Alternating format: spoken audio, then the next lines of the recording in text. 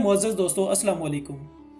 नाज़रीन इकराम, इस रूए ज़मीन पर कई ऐसी शख्सियात ने जन्म लिया जिनका कायनात के मुख्तलिफ उलूम पर फ़िक्री सरमाया बतौर यादगार आज भी मौजूद है और जिन्हें इस्लाम की तारीख में नुमाया मुकाम हासिल है। इन्हीं में से एक मशहूर मारूफ नाम इब्न अरबी नामी शख्सियत का है, जो दुनिया इस्लाम के मुमताज़ सूफ़ी के तौर पर जाने जाते हैं। ख़वातीन हज़रात, आप जनूबी स्पेन के शहर मुर्सिया में 27 रमज़ानुल मुबारक सन 1165 को एक मुअज़्ज़ज़ अरब ख़ानदान में पैदा हुए, जो मशहूर ज़माना सखी हातिम ताई के भाई की नस्ल से था। इब्न अल अरबी ने अशबिलिया शहर में अपनी जवानी के चंद अयाम गुजारने के बाद हुसूल इल्म की खातिर दूर दराज के सफ़र किए और बेशुमार इलाकों में दरस व तदरीस का सिलसिला कायम किया, लेकिन शुमाली अफ्रीका की जानिब इनका रुझान बहुत ज़्यादा था। दोस्तों, आप अपने बारे में लिखते हैं कि मैं अशबिलिया शहर के किसी अमीर कबीर की दावत में मदऊ था, जहां पर मेरी तरह और भी बहुत से लोगों को बुलाया गया था।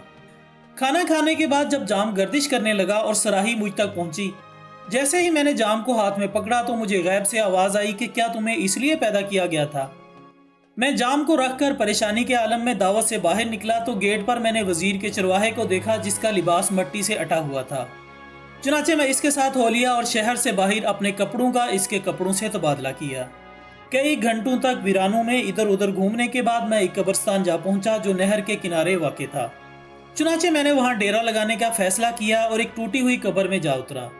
दिन और रात जिक्र इलाही में मसरूफ़ हो गया और 4 रोज़ के बाद बाहर निकला तो उलूम का एक दरिया मेरे साथ था।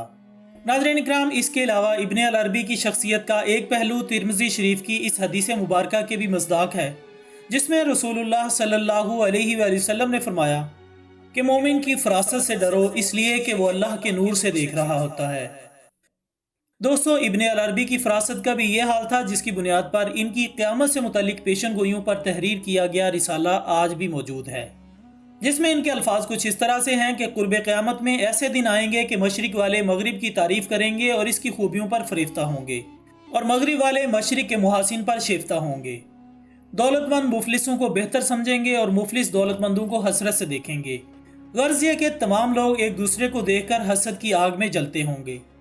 लोग अपने अंदर की खुशियों और खूबियों को भूल जाएंगे। उस दौर में खुशी शराब के बदले में खरीदी जाएगी। इसके बाद आप मजीद मुस्तकबिल का हाल बयान करते हुए फरमाते हैं कि उस ज़माने में औरतें मर्दों के मरातिब अक्ल व हुनर से बढ़ जाएंगी और मर्दों की मर्दानगी फ़कत रस्मी रह जाएगी। आखिरत के रास्तों से बेपरवाही और शहरों के रास्ते खूबसूरत बनाए जाएंगे।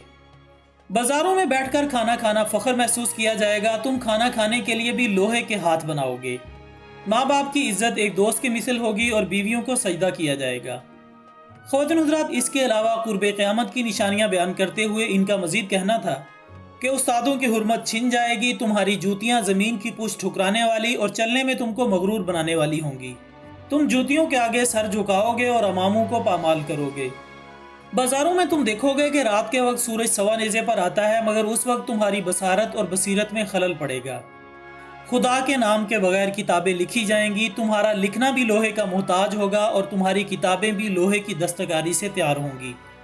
उस ज़माने में आदमी अपने ख्यालात दूसरे मुल्कों और शहरों के बाशिंदों को आन की आन में भेज दिया करेंगे। यही वो वक्त होगा जब तलवारें नयामों से तड़प तड़प कर निकलेंगी। आग के भारी भारी ओले होंगे जो आदमियों को दम भर में तबाह बर्बाद कर देंगे। तुम्हारी औरतें हथियार बांधकर मैदान जंग में जाएंगी। उस दिन हर बशिंदे को जंग का बुलावा आएगा।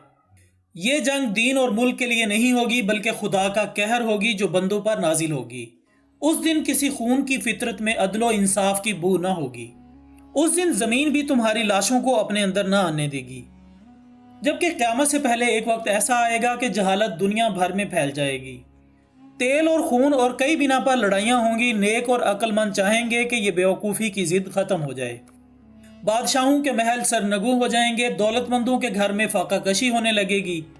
औरतों और बच्चों की लाशें जंगलों में पड़ी सड़ती होंगी। इस जंग के बाद कोई शख्स बादशाहों की बात न मानेगा और घर घर की अलहदा अदालत होगी।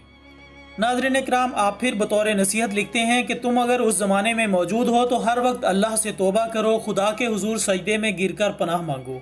खुदा के नेक बंदों को उस वक्त घबराना नहीं चाहिए जब वो अपने खालिक हकीकी का दामन थाम लेंगे। इनको वो आफियत देगा। दोस्तों, इब्न अरबी की शख्सियत बिलाशुबा इस्लामी फ़िक्र का अजीम सरमाया है। उनकी इल्मी विरासत की हिफाजत करना हम पर फ़र्ज़ है और ये वक्त की एक अहम ज़रूरत भी है।